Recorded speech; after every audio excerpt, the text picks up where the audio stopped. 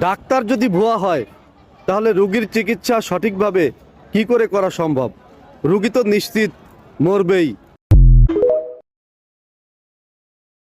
এই সেই কুকুরের বাচ্চা যে ক্ষমতার জোরে পাস করছে, আর এ হচ্ছে আরেক দালাল। ঠিক আছে, এদের মতনই দেখতে, ভালো লোক মনে হইলো, অরিজিনাল দালাল। এই হচ্ছে অবস্থা।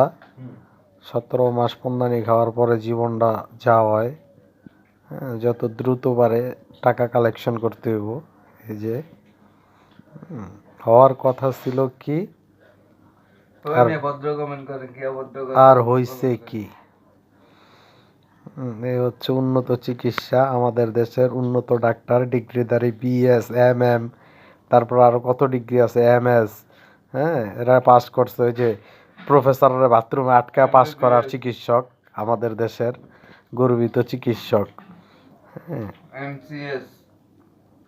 হ্যাঁ, এই হচ্ছে। তারপর ভারতের ক্যালকাটা না কলকাতা, ক্যালকাটা না গালকাটা, এখান থেকে ডিগ্রি নিয়ে আসছে সে আমাদের দেশে, এই দেশকে হোগা মারার জন্য। হ্যাঁ, যা আছে তারাই খাবে, চিকিৎসা হইলে হোক, না হইলে নাই।